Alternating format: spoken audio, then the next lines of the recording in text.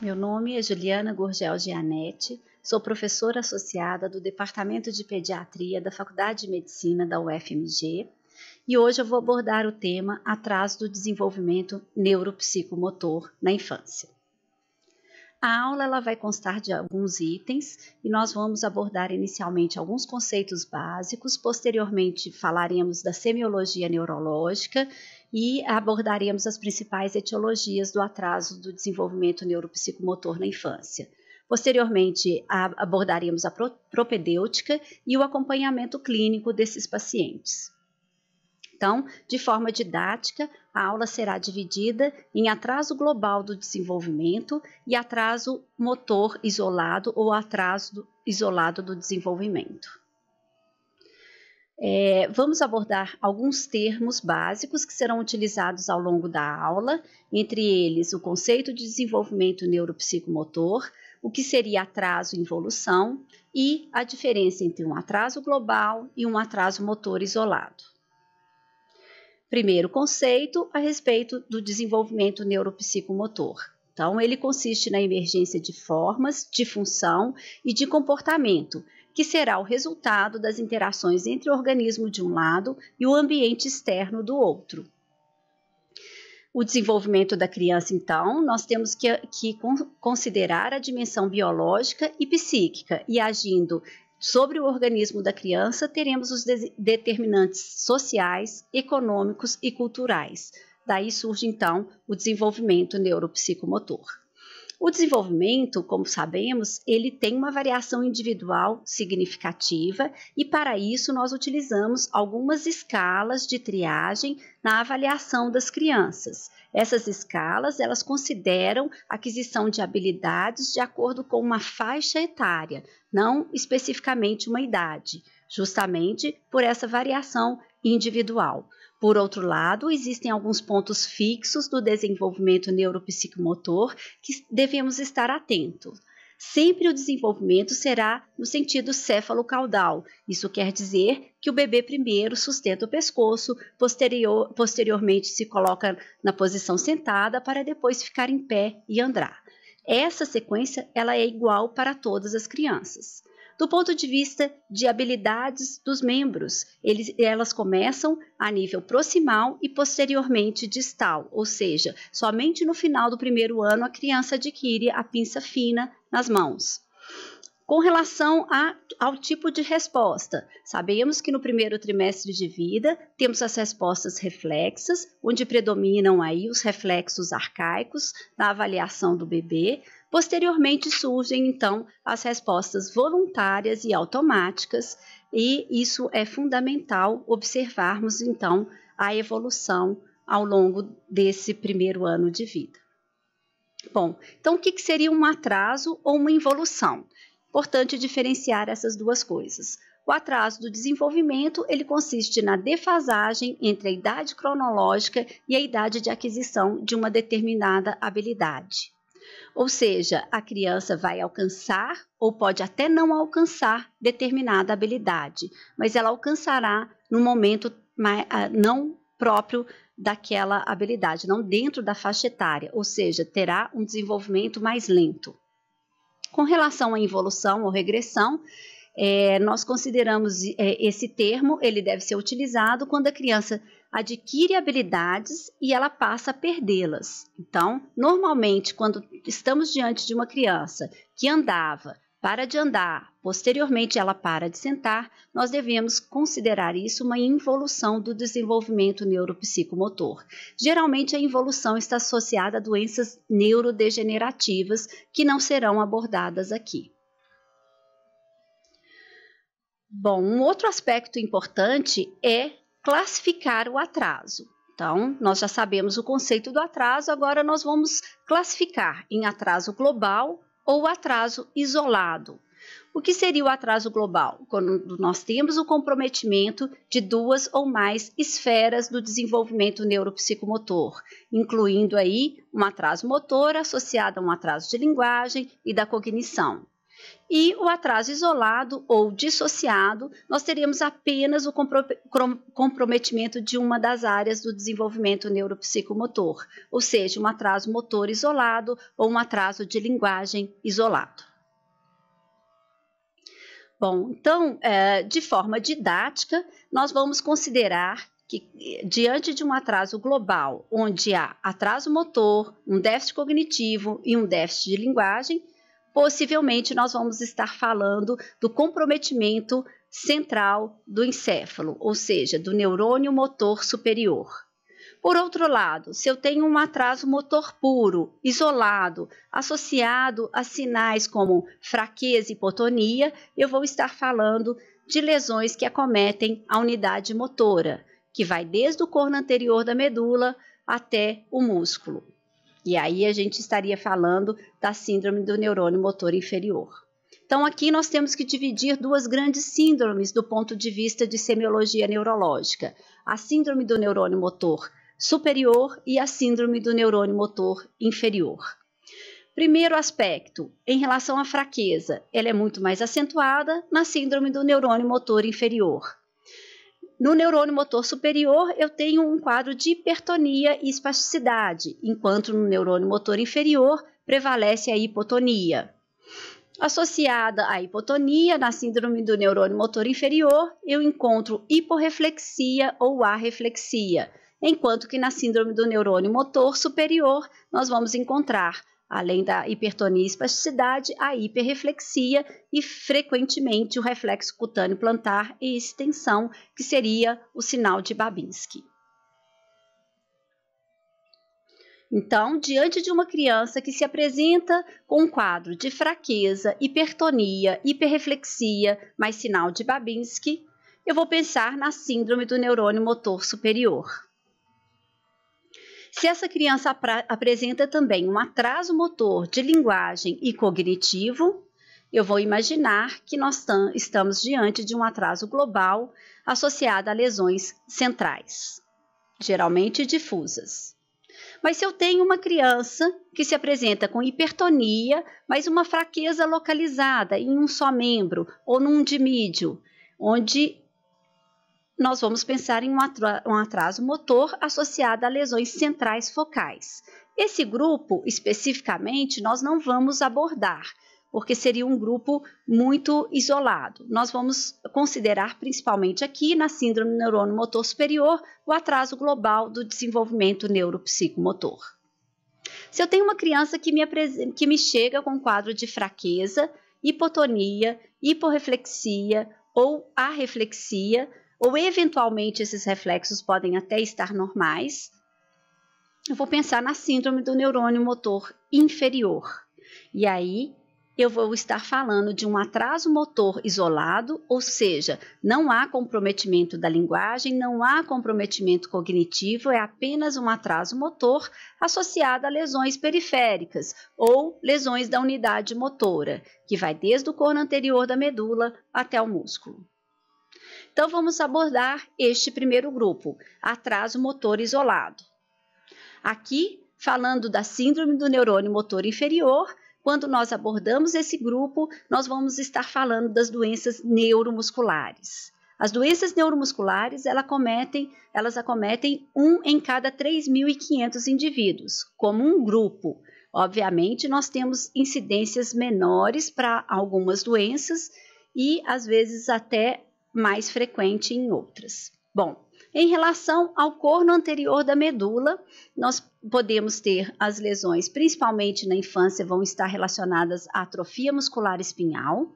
A outra topografia da doença neuromuscular seria nos nervos periféricos, onde principalmente vão predominar as polineuropatias sensitivo-motoras. Na junção, a gente vai encontrar as miastenias congênitas e no músculo, as miopatias. Então, essas seriam as doenças neuromusculares e as suas diferentes topografias de lesão. Nós vamos abordar cada uma dessas topografias e as etiologias principais. Antes disso, é importante lembrar em relação à semiologia. Ou seja, nós devemos fazer uma adequada anamnese e posteriormente exame físico e neurológico. Na anamnese existem alguns pontos que são importantes de serem abordados desde o período pré-natal. Por exemplo, se eu tenho uma criança com fraqueza, ela pode movimentar pouco intraútero. Então, é interessante que nós pesquisemos isso junto à mãe, se era um bebê que mexia pouco durante a gravidez. Outro aspecto importante seria a presença de polidrâmino. Se o feto tem fraqueza, ele vai ter dificuldade de deglutir o líquido amniótico e vai haver um excesso desse líquido, configurando polidrâmino. No período neonatal, é comum que essas crianças apresentem um quadro de hipotonia ou, às vezes, um déficit de sucção. Importante perguntar diretamente essas possibilidades. No período pós-natal, a criança que tem uma síndrome do neurônio motor inferior, ela pode se apresentar com um atraso motor, ou seja, um atraso na aquisição das habilidades motoras, geralmente com desenvolvimento normal da linguagem e da cognição. Esses sintomas podem aparecer mais tardiamente na época em que a criança vai ambular. Então, é comum a mãe observar que essa criança começa a andar mais tardiamente e ela apresenta uma dificuldade de marcha, dificuldade para correr, dificuldade para subir escadas. Pode haver também, associado a isso, uma dificuldade de deglutição, levando aí a pneumonias de repetição. No exame físico e neurológico, como nós havíamos falado, aqui a gente vai encontrar os sinais da síndrome do neurônio motor inferior, que seria hipotonia, hiporreflexia ou arreflexia, uma fraqueza muscular importante, hipotrofia e retrações fibrotendíneas podem ocorrer também, fasciculação, predominantemente nas doenças que acometem o corno anterior da medula, presença de miotonia, que é um achado específico de algumas doenças musculares, e artrogripose. A artrogripose consiste numa limitação de movimentação das articulações, especialmente devido a uma pouca movimentação intraútero. Ela pode ser decorrente de outras causas, mas está frequentemente associada às doenças neuromusculares. Bom, aqui, do ponto de vista da avaliação da hipotonia, existem algumas manobras que nós podemos observar essa hipotonia no lactente. Então, na primeira figura, nós observamos a suspensão ventral. Essa criança mantém a cabeça pendida juntamente com os membros, não elevando contra a gravidade. Isso denota uma hipotonia e também uma fraqueza muscular. Na manobra da tração, em uma criança com mais de 6 meses de idade, observamos a queda posterior cefálica, e essa criança não faz a flexão dos membros superiores para ajudar na manobra. Na última figura, observamos a criança deitada no leito na posição de batráquio, com as pernas abertas, em contato com o plano de exame. E na manobra do cachecol, que consiste em fazer o abraçamento dos membros superiores, observamos que o cotovelo ultrapassa muito a linha média do corpo. Então, esses são sinais de hipotonia no lactente. Passando agora para as doenças de acordo com sua topografia. Então, no corno anterior da medula, nós vamos falar principalmente na infância da atrofia muscular espinhal ou amiotrofia espinhal progressiva. É a mesma coisa, o mesmo nome são 2 nomes diferentes para uma mesma doença. A incidência da atrofia muscular espinhal ela ocorre em 1 para 10 mil a 1 para 15 mil indivíduos. Ela é considerada a doença neuromuscular mais frequente da infância. A segunda doença neuromuscular mais frequente da infância. Quando que nós vamos pensar nessa doença? Geralmente esses pacientes apresentam uma fraqueza muscular proximal que predomina nos membros inferiores. Eles apresentam também arreflexia, fasciculações e tremores de membros. As fasciculações e os tremores são importantes serem evidenciados, porque são uma pista importante para essa topografia.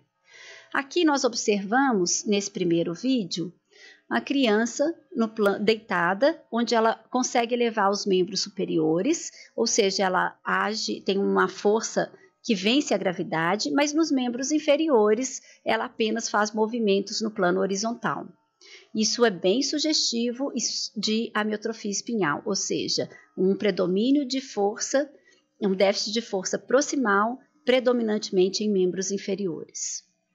Um outro achado que nos faz pensar em atrofia muscular espinhal seria a fasciculação da língua. São essas pequenas contrações na língua. A língua é um músculo, então é fácil visualizar as fasciculações na língua. E ainda, nas extremidades, nas mãos, nós podemos observar também uma polimioclonia, um tremor de extremidades, que também é característico da atrofia muscular espinhal. A atrofia muscular espinhal, ela é uma doença genética causada por deleção do exon 7 no gene de sobrevida do neurônio motor inferior. E ela é dividida em 3 tipos na infância. A forma tipo 1, também conhecida como Verne-Hoffmann, onde há um comprometimento muito grave, uma fraqueza muito acentuada, e essas crianças, se não receberem um suporte, elas têm uma sobrevida até 2 anos de vida. A amiotrofia espinhal tipo 2, essas crianças, elas conseguem sentar, mas elas não vão conseguir andar. Então, elas apresentam uma fraqueza importante e, como complicação na adolescência, surge a escoliose e dificuldades respiratórias. A forma tipo 3, nós temos então uma criança capaz de deambular, mas com uma dificuldade de marcha. Essa marcha pode ser também perdida ao longo da vida devido à progressão da doença. Então, nós observamos aqui que o mesmo defeito genético pode causar formas de gravidades diferentes. A segunda topografia das doenças neuromusculares seriam, então, as doenças associadas aos nervos periféricos, que são as polineuropatias hereditárias sensitivo-motoras.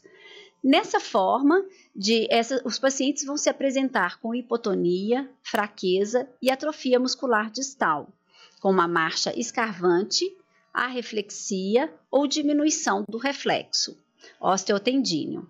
São comuns as alterações sensitivas pelo comprometimento aí de nervos sensitivos e é comum, devido ao comprometimento do nervo motor, o surgimento de pés cavos.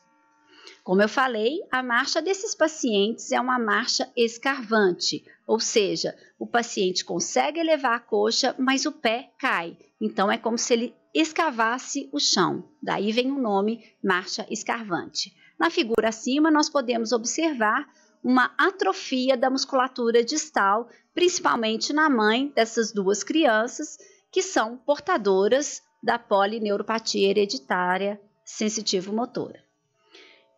Esse comprometimento distal, ele é tanto em membros inferiores quanto em membros superiores.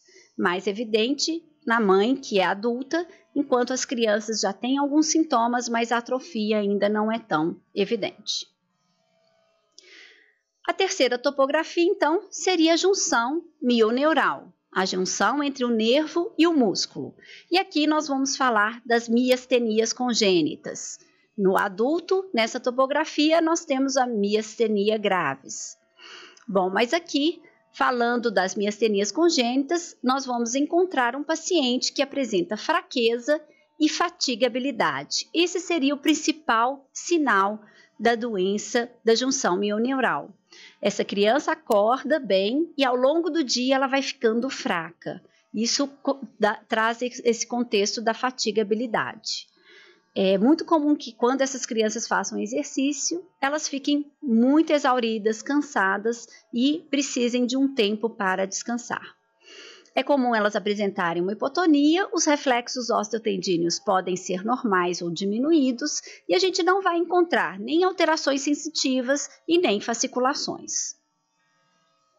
E a última topografia seria o músculo. Aqui nós temos um grupo grande de doenças, que seriam as miopatias. Elas podem ser divididas em miopatias congênitas ou em miopatias adquiridas. Prevalece na infância as miopatias congênitas ou hereditárias, onde nós temos um defeito genético levando à fraqueza muscular. Então, esses pacientes se apresentam com fraqueza muscular. Geralmente, essa fraqueza ela é permanente, ela tem um predomínio proximal e nós vamos nos membros tanto inferiores quanto superiores e nós vamos encontrar uma hiporreflexia a reflexia, mas se essa miopatia for leve, o reflexo pode ser normal. Quando eu falo reflexo, eu falo do reflexo osteotendino. Nós não vamos encontrar fasciculações e não vamos encontrar também alterações de sensibilidade.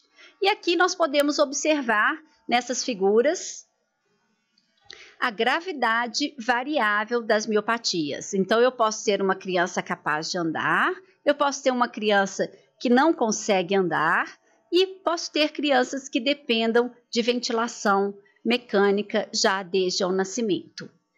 Então, é um espectro variável. Alguns sinais devem ser reconhecidos, entre eles o sinal de Gowers, onde nós pedimos para a criança levantar do chão, ela levanta, mas ela levanta escalando o próprio corpo. Então, ela põe as mãos no chão, depois a mão no joelho, faz a extensão do tronco para depois conseguir ficar em pé. A marcha anserina, ela também denota aí uma fraqueza proximal dos membros inferiores, e ela se caracteriza por uma báscula de bacia e acentuação da lordose. Como que nós vamos avaliar esses pacientes que se apresentam com um atraso motor isolado, uma síndrome do neurônio motor inferior? Se nós sabemos que não há um comprometimento do neurônio motor superior, não há necessidade de fazer uma neuroimagem. Então, aqui nós vamos utilizar as enzimas musculares, eletroneuromiografia, biópsia muscular ou testes genéticos. Então, na prática, essa criança chega para a gente no consultório com uma fraqueza muscular, hipotonia, hiporreflexia. Nós vamos pensar nas doenças neuromusculares e aí nós vamos começar pelos exames menos invasivos. Iniciaremos então pela dosagem de creatino fosfoquinase ou CK. Se esse exame vem muito aumentado, ou seja, se eu tenho uma elevação acentuada dos níveis de CK, eu vou pensar numa doença muscular.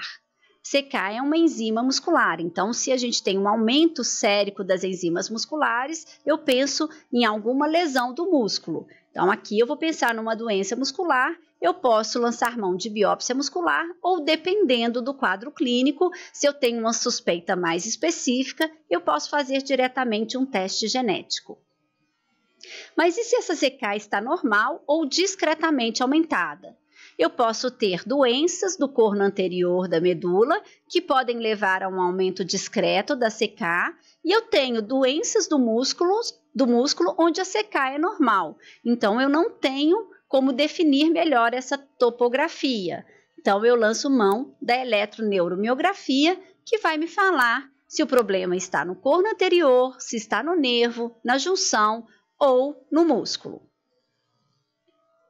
Bom, como eu vou acompanhar essas crianças com doenças neuromusculares? Aqui é importante a gente ressaltar que o grande problema seria a fraqueza muscular.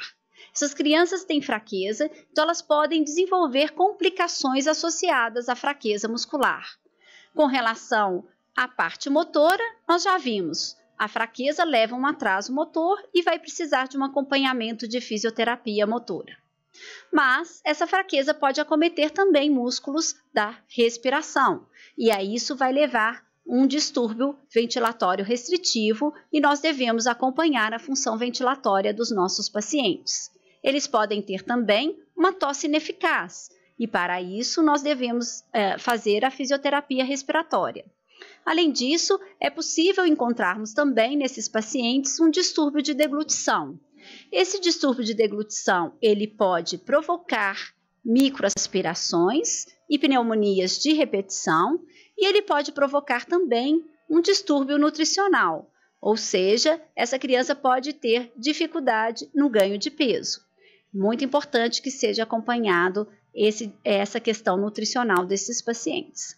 Além disso, esses pacientes, como eles se mobilizam menos, é comum que eles apresentem queixas como constipação intestinal, que devem ser abordadas adequadamente. As alterações ortopédicas também são comuns e na adolescência a gente chama atenção para o surgimento de escoliose. Então, nós devemos estar atentos e avaliar precocemente a escoliose.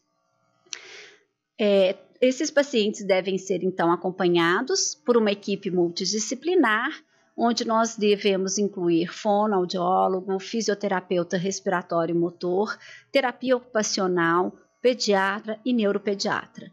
Sempre que temos uma equipe multidisciplinar, nós temos que ter alguém coordenando essa equipe, para que as medidas sejam tomadas de acordo com a fase e evolução da doença. Passando agora para o atraso global do desenvolvimento neuropsicomotor na infância. Quando nós falamos em atraso global, a gente vai estar abordando aqui principalmente a síndrome do neurônio motor superior, e aqui nós vamos falar da encefalopatia não progressiva, ou seja, paralisia cerebral. O termo paralisia cerebral não seria o mais adequado, mas devido ao seu grande uso na literatura médica, a gente acaba mantendo a utilização dele. Então, primeiro ponto aqui seria definir o que é a paralisia cerebral. A paralisia cerebral ela é um grupo de distúrbios de postura e do movimento que podem ser atribuídos a alterações não progressivas, que ocorrem no encéfalo em desenvolvimento do feto ou lactente. Em algumas definições, é colocado a idade até 3 anos, ou seja, o insulto ao encéfalo deve ocorrer numa fase precoce do desenvolvimento. Esses pacientes, além do distúrbio motor, eles vão apresentar também outras alterações de funções cerebrais, como alterações sensoriais, cognitivas, comportamentais e da comunicação. Além disso, é comum também o surgimento de crises epiléticas e de alterações musculoesqueléticas secundárias. Importante ressaltar aqui alguns aspectos a respeito da incidência da paralisia cerebral. Nas décadas de 1970 a 1990, houve um aumento na incidência da paralisia cerebral.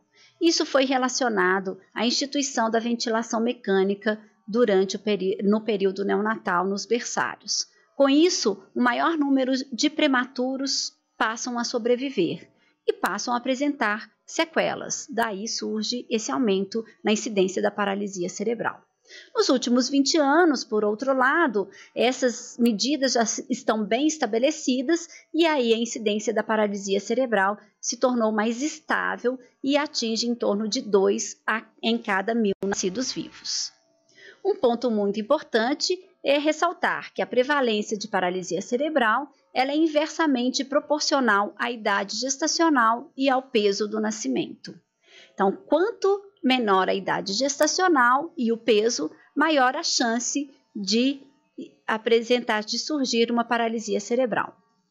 Então, naqueles bebês abaixo de 28 semanas, a incidência de paralisia cerebral pode chegar a 111 casos em 1.000 nascidos vivos, enquanto que naqueles bebês com mais de 36 semanas, essa incidência está em torno de 1,35%.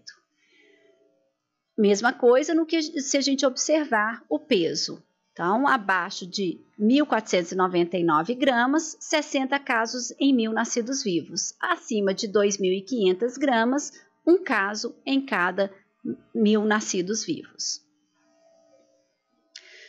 Do ponto de vista da semiologia, é muito importante na anamnese investigarmos possíveis insultos que o encéfalo do feto tenha sofrido, entre eles as infecções, o uso de drogas ilícitas, medicamentos com repercussão no desenvolvimento cerebral do feto, hemorragias ou mesmo identificação de síndromes genéticas. No período neonatal, a prematuridade e a hipóxia são causas importantes de paralisia cerebral. Uma outra causa é a icterícia, uma icterícia com aumento de bilirrubina indireta, não adequadamente tratada, pode levar ao kernícteros e, consequentemente, uma paralisia cerebral. Do ponto de vista de causas no período pós-natal, uma gama enorme de situações que possam levar a lesões no encéfalo, como traumatismo crânioencefálico, infecções, crises epiléticas, uma crise epilética prolongada, que seria o status epiléticos, ou comprometimento de outros órgãos com repercussão no sistema nervoso central, bem como distúrbios metabólicos. No exame físico do nosso paciente com atraso global, nós vamos encontrar então um atraso motor, uma hipertonia, espasticidade, sinais de liberação piramidal. Se houver o comprometimento dos núcleos da base, nós vamos encontrar distúrbios extrapiramidais. Se houver um comprometimento maior do cerebelo, ataxia. E, associado a isso, déficit cognitivo, de linguagem, crises epiléticas, e devemos estar atentos para alguns dismorfismos que podem apontar para algumas síndromes genéticas. Nas causas pré-natais, é importante ressaltar aqui a incidência das malformações e também das infecções do grupo Torches. Então, um bebê com uma macrocrania, onde foi identificado uma malformação com aumento dos ventrículos laterais e hidrocefalia. Aqui, nessa outra foto, nós observamos calcificações tanto próximo do ventrículo quanto no córtex cerebral, mostrando aí o que a gente observa na toxoplasmose congênita. E mais recentemente, em 2015, um outro agente ganha uma grande importância em lesões fetais, que seria a infecção congênita pelo Zika vírus.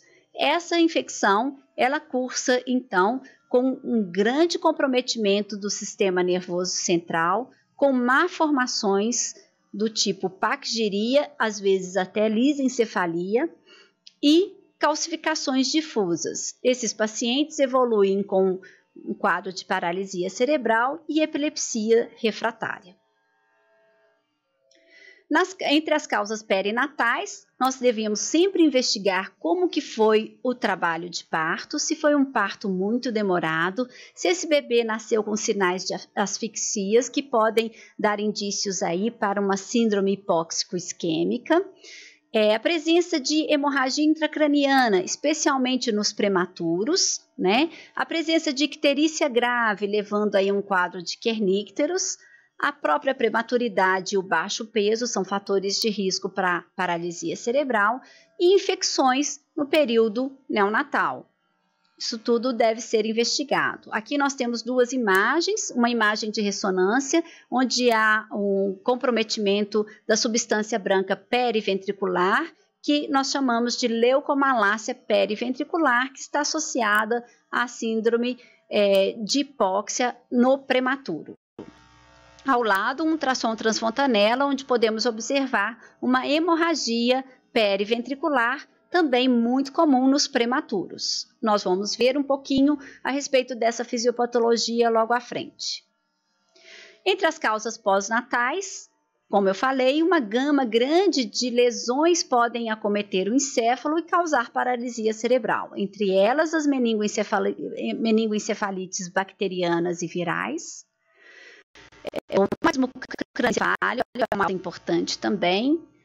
Alterações vasculares, síndromes epiléticas e status epiléticos. Aqui nós temos uma imagem de uma criança que apresentou um quadro de meningite complicada com ventriculite, onde nós observamos um ventrículo aumentado do lado esquerdo. Isso geralmente é difícil de ser tratado e essas crianças podem ficar então com sequelas e evoluir com paralisia cerebral. Aqui embaixo nós temos uma bebê com um quadro de síndrome de West, que é uma síndrome epilética grave do primeiro ano de vida e que pode ser a causa da paralisia cerebral. Então observem, o tipo de crise ele é sutil e muitas vezes pode passar desapercebido tanto pela mãe quanto pelo pediatra e às vezes ela vai referir como uma cólica. Observem que essa criança ela faz um movimento de contração dos membros com um desvio de olhar para cima. É muito rápido e depois ela chora. Então, muitas vezes a mãe vem referindo que essa criança apresenta cólicas. Então, é esse movimento. Contração rápida com versão supraocular do olhar. E às vezes ele se repete várias vezes na sequência. Bom, as formas de paralisia cerebral, elas vão ser divididas de acordo com o déficit motor predominante. Se há um déficit mais espástico, eu vou falar que é uma forma de paralisia espástica. Se há um comprometimento mais de movimentos involuntários, eu vou chamar de paralisia cerebral, forma de cinética. E se prevalece uma ataxia, eu vou chamar de paralisia cerebral, forma atáxica. Um paciente ele pode apresentar mais de uma manifestação motora e aí seriam as formas mistas. Então, na forma espástica, nós podemos ter o comprometimento dos 4 membros, e aí a gente chama de tetraparesia espástica. Há um comprometimento, às vezes, de um dimídio, ou seja, de um hemicorpo, e nós vamos chamar isso de forma espástica hemiparética. E quando há um predomínio, espasticidade e fraqueza em membros inferiores, nós chamamos isso de diplegia espástica, que é um achado bem sugestivo de sequela no prematuro. A discinética geralmente está associada a lesões dos núcleos da base, e aí chama-se atenção para o kernícteros, mas também para a hipóxia grave. Como que nós vamos investigar esses pacientes? Então, se há um comprometimento do neurônio motor superior, o exame de neuroimagem ele é importante. Podemos lançar mão de tomografia de crânio ou ressonância de encéfalo. A tomografia ela pode ser mais utilizada quando estamos investigando as torches, porque ela vai identificar mais facilmente as calcificações, mas a ressonância de encéfalo ela vai nos trazer informações maiores que a tomografia não traz, especialmente em relação à substância branca e principalmente substância branca periventricular.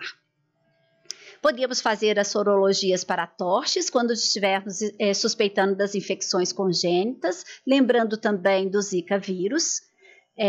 Podemos utilizar o eletroencefalograma quando estivermos suspeitando de epilepsia, o cariótipo e testes genéticos quando estivermos suspeitando de doenças genéticas. Bom, um aspecto importante de discutir aqui seria a fisiopatologia das lesões de acordo com a idade gestacional do feto.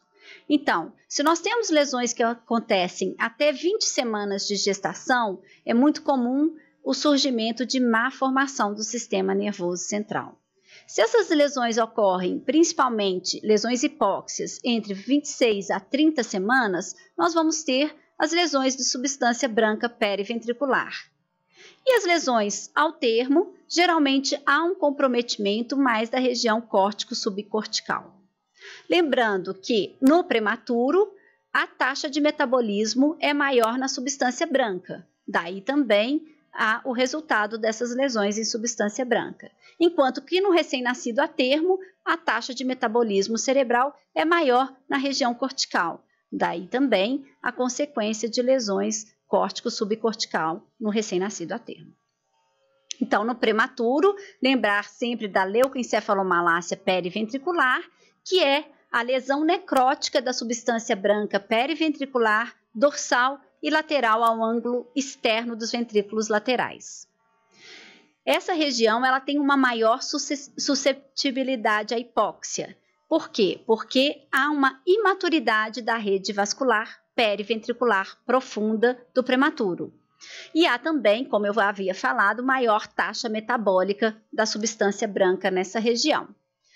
Então, associado a essa maior taxa metabólica e, além disso, essa ser uma região de irrigação com limitações, uma vez que há a penetração dos vasos penetrantes curtos que terminam nessa região próximo do ventrículo e os vasos penetrantes basais também vão terminar na região da substância branca periventricular, nós vamos ver que essa é uma região marginal. Quando ocorre algum problema, como uma hipovolemia, um choque, essa região vai sofrer mais por ser realmente essa área de divisores de águas da irrigação arterial.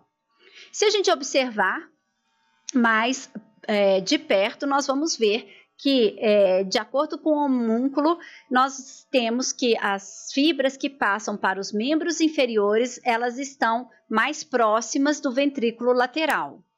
Então, na leucomalácia periventricular, essas fibras vão ser mais acometidas. Daí, nós vamos ver clinicamente o nosso paciente com comprometimento maior de membros inferiores, ou seja, eles vão apresentar a forma de paralisia cerebral espástica e diplégica, ou seja, diplegia espástica, que nós podemos ver nessas figuras. A ressonância vai mostrar para a gente, então, a leucomalácia periventricular, que é esse comprometimento de substância branca próximo aí ao ventrículo lateral. E no recém-nascido a termo, quando nós temos fenômenos hipóxico-isquêmicos, o que pode acontecer? Nós podemos ter um AVC, geralmente no território da artéria cerebral média, e podemos ter a lesão cerebral parassagital. Então, o AVC, quando a gente tem uma lesão isquêmica específica dessa artéria, e a lesão cerebral parassagital, quando nós temos uma síndrome hipóxico-isquêmica no recém-nascido a termo. Então, vamos observar aqui que o AVC neonatal do recém-nascido a termo, ele pode ocorrer em 1/3 a 2/3 dos casos e, geralmente, ele vai se manifestar como crises epiléticas no período neonatal.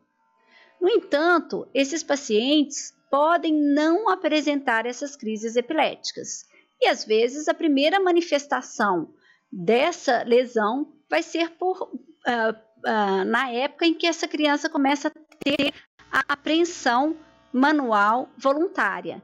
É muito comum que por volta de 4 meses o bebê comece a pegar objetos com uma mão só.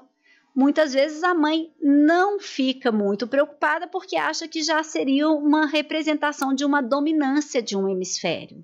Mas é muito importante o pediatra estar atento porque o uso de uma única mão no primeiro ano de vida, ou seja, não é o habitual. Isso deve ser investigado. Geralmente, então, no período neonatal, logo após o parto, a gente tem um risco maior de AVC, tanto materno quanto no recém-nascido. E isso está relacionado à ativação de mecanismos de coagulação próprio desse período e também devido à policitemia que ocorre em alguns recém-nascidos. Geralmente, a isquemia ocorre no território da artéria cerebral média e esses pacientes, então, vão ficar com uma sequela de um lado do corpo. Se nós observarmos o território da artéria cerebral média, ela acomete principalmente membros superiores e face. Então, diferente do prematuro, um recém-nascido a termo que tem um AVC, ele vai apresentar uma hemiparesia com um predomínio em membro superior. Aqui nós vemos uma imagem mostrando uma sequela de um AVC em território de artéria cerebral média.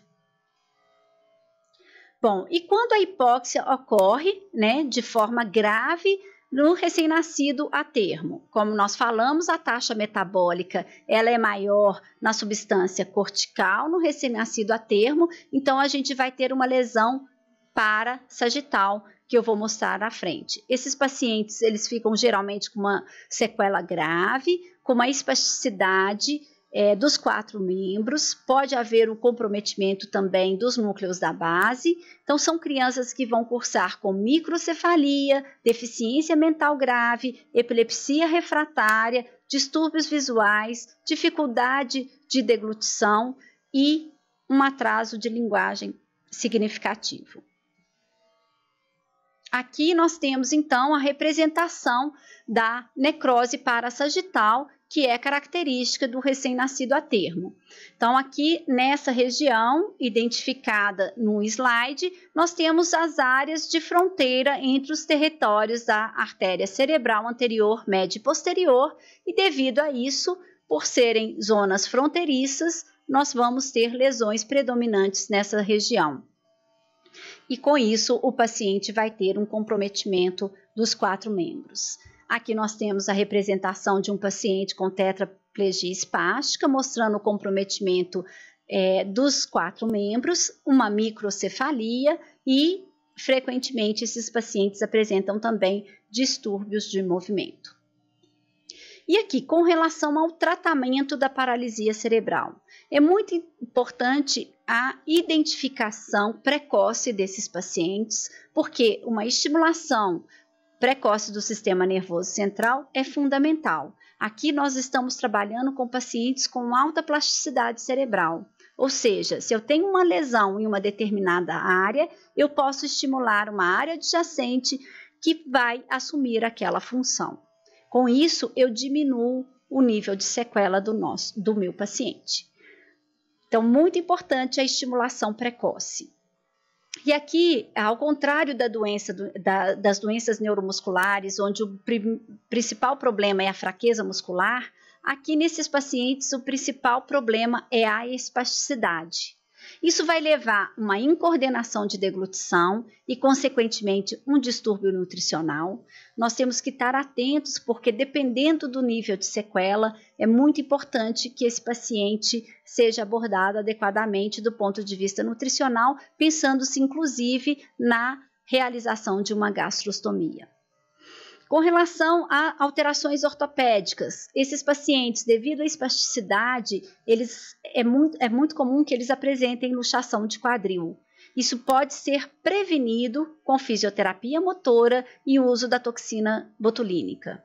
Uma vez luxado o quadril, esse paciente pode apresentar dor muito intensa e ser necessário uma cirurgia de correção. Além disso, a escoliose aqui também é comum, principalmente naqueles pacientes que não deambulam, que ficam muito acamados, eles podem apresentar uma escoliose, às vezes necessitando até de correção cirúrgica. Um outro aspecto importante é lembrar da possibilidade de surgimento da bexiga neurogênica. Os pacientes que têm uma grande espasticidade podem cursar com bexiga neurogênica. Nesses casos, a bexiga ela pode ser mais hipertônica e pode haver uma dificuldade de esvaziar o resíduo da bexiga. Esse resíduo fica presente e aí podem surgir infecções urinárias de repetição. Além disso, é comum também, pela diminuição de mobilidade, o surgimento de constipação intestinal que deve ser abordada adequadamente. São pacientes que frequentemente têm outras alterações de funções cerebrais e podem apresentar uma deficiência intelectual que pode ser de leve, moderada ou grave, sendo necessário uma intervenção a nível escolar para a inclusão desses pacientes. Outro aspecto importante seria o desenvolvimento de crises epiléticas. Então, o tratamento e estar atento ao surgimento de crises epiléticas é importante e o tratamento específico dessas condições. Da mesma forma que nas doenças neuromusculares, a paralisia cerebral ela deve ser abordada por equipe multidisciplinar. E, como eu já havia falado, uma equipe com vários profissionais de diferentes áreas deve também ser coordenada por um desses profissionais, para que a gente possa ir ajustando as terapias de acordo com a evolução da criança. Então, aqui nós finalizamos a abordagem do desenvolvimento neuropsicomotor, do atraso do desenvolvimento neuropsicomotor, e a última mensagem que eu gostaria de deixar, nós vimos que aqui nem tudo é curável e lembrar que aquilo que é incurável não é intratável. Nós podemos fazer uma boa abordagem desses pacientes, visando uma boa qualidade de vida, inserção social e escolar. Era isso que eu gostaria de deixar como mensagem para vocês.